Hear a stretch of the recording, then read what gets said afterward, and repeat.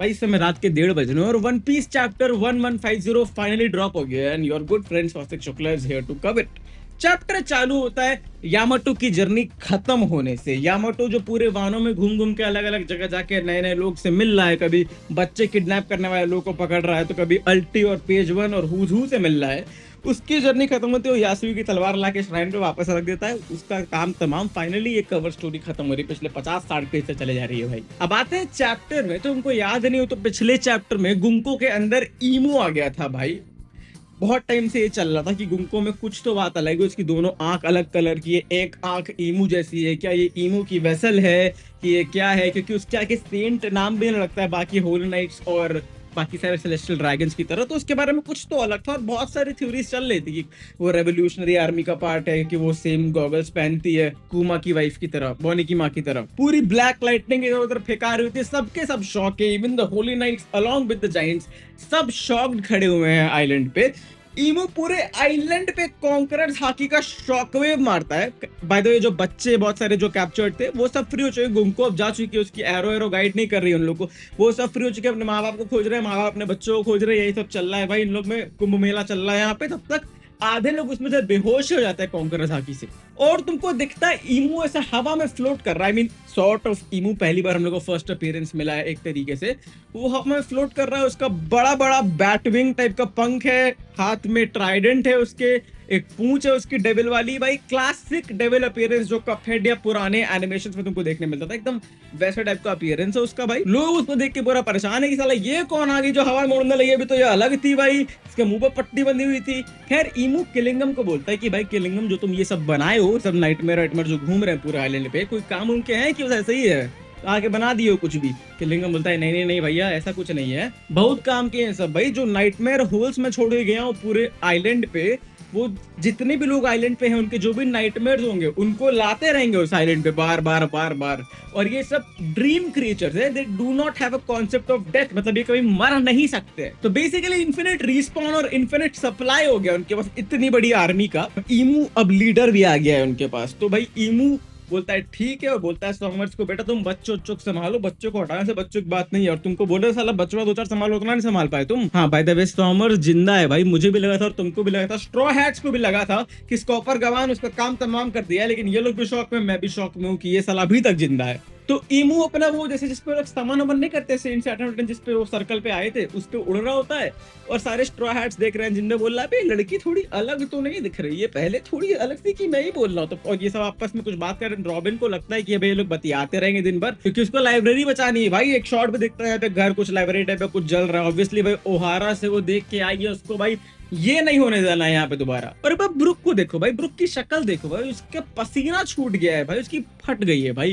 क्योंकि ऑब्वियसली वो गुंको के बारे में कुछ तो जानता है, कुछ तो कनेक्शन है उसका गुंको का। चाहे वो उसका बाप है या उसके बाप को जानता था या वो उसका फादर फिगर है इन सम वे, कुछ तो है। क्योंकि वो पैनल याद है तुमको पिछले चैप्टर में जो था, जिसमें वो और हाथ पकड़ के एक बच्ची के साथ घूम रहा है, गुंको भी फादर फादर बोल रही है, इसकी मेमोरी है गुंको की पुरानी, और यो हो बोल रहा है वो। प्रॉब्लली वो ब्रुक ही है ना यार। तो एक्शन पे वापस आते हैं। ईमू सॉमर से बात कर रहा होता है, भाई देखो हम लोग ये जीत भी गए, इन लोग को मार भी दिया, अपने पास कोई बंदा नहीं जिसके साथ बैठ के डील उल करेंगे। भाई देखो इतना हिस्सा तुम्हारा, इतना हिस्सा मेरा। तो हम लोग को चाहिए कि इस आइलैंड पे किंग जो कोई रूल करने वाला हो, जिससे साला थोड़ा हफ्ता वसूली तो किया जाए।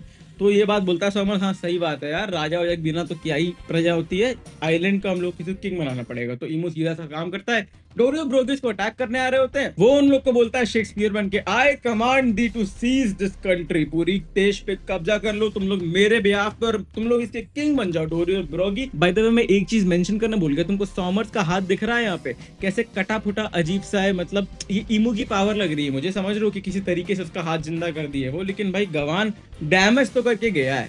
खैर ब्रोगी आता है, ईमू को ऐसे पकड़ लेता है हाथ से, बोलता है भाई तुमने से तो हो तुम, समझ में नहीं आ रहा तुमको, बताता हूँ अभी तुमको। ईमू तब तक बोलता है भाई तुम मुझे मारोगे बेटा, तुमको बताता हूँ अभी मैं। एक बुक समन करता है ऐसे करके और बोलता है कि मैं तुमको कमांड कर रहा हूँ बेटा, तुम मेरे अंडर हो अब से और तुम औकात में रहोगे। रोही बोलता है साले तुम जो बच्चा चुराओ, बच्चा कहाँ है, तुम गॉड नाइट्स के हो, तुम किस कंट्री के हो, तुम इस कंट्री में क्यों नाटक कर रहे हो, तुम ये बताओ पहले। ईमू बोलता है बे तुम सीधा सीधा मानो जो मैं बोल रहा हूँ, जारूल नाम का एक बंदा, उसको पकड़ के मारो, उसका सर धड़ से अलग करो और एल्बाफ के किंग बनो मेरे अंडर। उसकी बुक खुलती है, उसमें से एक तलवार, एक बहुत बड़ी शॉटगन निकलती है, खट्टे से काटता है ब्रोगी का हाथ और बूम उड़ा देता है उसका हाथ, शूट करके हटा देता है उसका हाथ वो। फिर इमो एक टेक्निक यूज करता है कॉल्ड डेविल्स कॉन्ट्रैक्ट, जिससे वो ब्रोगी में पावर ऑफ इविल डाल देता है और ब्रोगी को जमीन के अंदर भेज देता है बेसिकली। उसके बाद वो नया अपीयरेंस लेके आता है जिसमें उसके पास भी वही बैट विंग्स है, इतने लंबे लंबे फैंग्स ग्रो कर लिया है वो, उसकी हाइट पता नहीं बहुत 4-5 गुना बढ़ गई है, नाइटमेयर उटमेयर जितनी बड़ी हो गई है, लोकी की जितनी बड़ी हो गई है। और वो बोलता है I can do anything now, बाबा बाबा बा, मतलब वो अपना पुरानी वाली हंसी हंस रहा है, एक तरीके से वो लिबरेट हो गया है। तो ये भी बहुत सारे क्वेश्चन लाता है भाई कि ब्रोगी का कॉन्शियस अभी भी वैसे का वैसा ही है, तो इसका मतलब कि वो ईमू को अपने मन से भी एक लेवल पे फॉलो कर रहा है, ईमू उसकी कॉन्शियस ही बदल दिया है, devil has corrupted his mind. एक तरीके से ईमू भी इनको लिबरेट ही कर रहा है। तो ये जॉय बॉय निका का दूसरा वाला वर्जन तो नहीं जो एल्बाफ में जिसके बारे में बात होती है कि वो अच्छा है कि बुरा है, जो दो मिक्स चल रहे हैं, ईमू क्या दूसरा वाला मिक्स तो नहीं है। फिर ब्रोगी अपने लोगों पे अटैक करना चालू कर देता है, उनको मारना चालू कर देता है, डोरी को भी वो डीमन बना देता है और उनके बीच में जितने लोग रहते हैं वो सब भी डीमन बन जाते हैं, उनके बीच में जो लोग खड़े रहते हैं। और बाकी लोग जो ये देखते हैं कि उनके बीच में जितने खड़े थे वो सब भी डीमन बन गए, उनको लगता है कि भाई हम लोग को यहाँ से निकलना चाहिए, वो लोग भागना चालू कर देते हैं वहां से। और तुमको दिखता है कि उनके पीछे डोरी, ब्रोगी और पूरी डेविल आर्मी उनकी, और पूरी उसके पीछे उनकी नाइटमेयर की आर्मी, ईमू की पूरी सेना उनका पीछा कर रही है, जिसमें से आधी तो अमर है। और ईमू बोलता है कि भाई ये है एल्बाफ की असली पावर, ये किंगडम को मैं खत्म नहीं होने दूंगा भाई, इसको हम रूल करेंगे, इसको भाई अपने अंडर हम लोग चलाएंगे, लेकिन पहले इन लोग को राजा बनाते हैं। ये जारूल का सर उड़ाओ जाके, और जारूल के पास जाते हैं कुछ जायंट्स, उसको बोलते हैं कि भाई देखो ईमू ना बहुत तगड़ा हो गया, इतनी बड़ी आर्मी लेके आ रहा है, तुम बचो जो नहीं भाई, बुढ़े से हो, निकाल लो बेटा, इससे पहले तुम्हारे सर में से तलवार निकाल के तुमको मारे हो।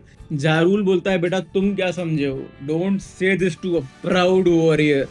भाई जारूल का पूरा तख्ता पलट हो रहा है, धर्म परिवर्तन हो रहा है भाई। वो चुपचाप हंसी मजाक करने वाला लड़का था, वो साला बोलता था कि अब एल्बाफ जो है सही है, पीसफुल है, ये वो भाई वॉरियर होने की बात कर रहा है, उसका अंदर का शेर, उसका जवानी जाग उठी है भाई।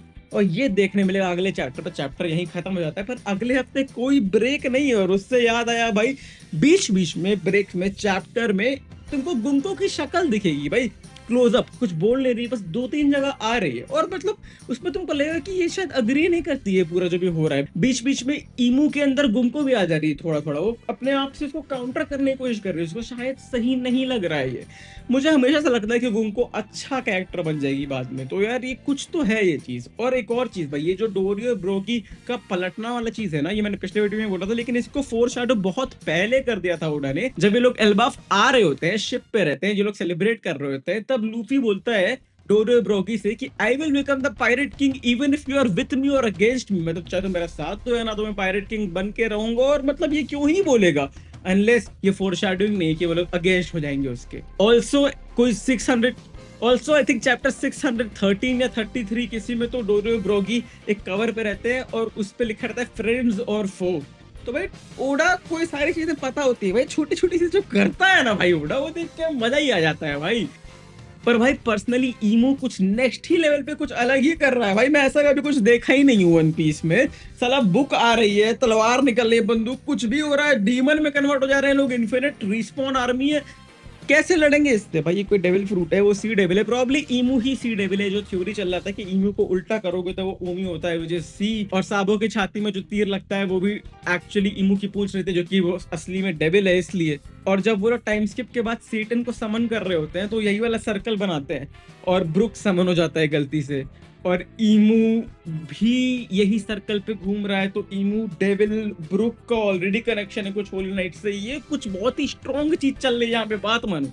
और ये ब्रुक और गुंको का क्या कनेक्शन है भाई, को मुझे प्लीज बता दो। ये पिंक साके वाला गाना क्यों, सॉरी सोल किंग वाला गाना क्यों सुन रही है भाई, पक्का कुछ बहुत नेक्स्ट लेवल आने वाला है भाई। क्योंकि ब्रुक के बारे में बस इतना ही पता है हम लोगों को, वो एक देश का सोल्जर वोल्जर था या कुछ हेड वेड था मिलिट्री का, जब तक वो पायरेट नहीं बना, तो उसके पहले क्या जिंदगी थी कुछ भी नहीं पता, और यही तो जानना था मुझे। ऑल्सो एक बहुत क्यूरियस चीज है जो मुझे देखना है कि क्या हायरोडिन ईमू के साइड चले जाएगा, मतलब क्या ईमू उसको कंट्रोल कर लेगा, क्योंकि लोकी इतना बड़ा है, ठीक है, और सब लोग बोलते हैं कि हायरोडिन और लोकी का कुछ तो चलेगा कंटेंशन, क्योंकि वो दोनों भाई भाई हैं, दोनों अगेंस्ट है, तो लड़ाई होनी है एक ना एक बार। हायरोडिन इतना हेट भी करता है लोकी को, तो हायरोडिन लड़ेगा कैसे उससे, अनलेस उसको ईमू कंट्रोल कर ले और बड़ा कर दे और ज्यादा पावरफुल बना दे, तब तो थोड़ा चांस भी हो। तो मुझे लगता है कि ये होने वाला है भाई, कि लोकी अब अच्छाई की साइड से लड़ेगा, एल्बाफ को सेव करेगा हायरोदिन के अगेंस्ट, और हायरोदिन को वापस लेके आएगा लूफी की तरफ। और लूफी ऑब्वियसली इन पूरे सारे जायंट पायरेट्स को लिबरेट करेगा ईमू के अगेंस्ट, ये सब होने ही वाला है।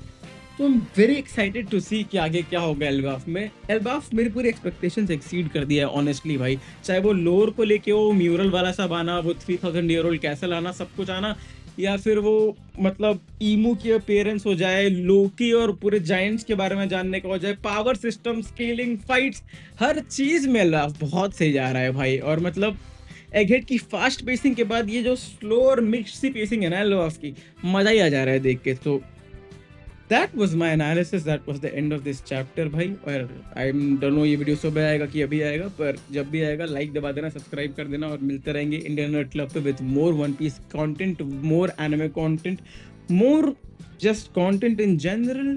तुम देखना होगा, सब्सक्राइब कर लो भाई, और कर ही देना चाहिए अगर यहाँ तक पहुँच गए तो। नहीं तो फिर यार कमेंट सेक्शन में मुझे बताओ कि तुमको ये चैप्टर कैसा लगा, और मिलेंगे अगले एपिसोड में। तब तक के लिए keep watching good stuff and sayonara.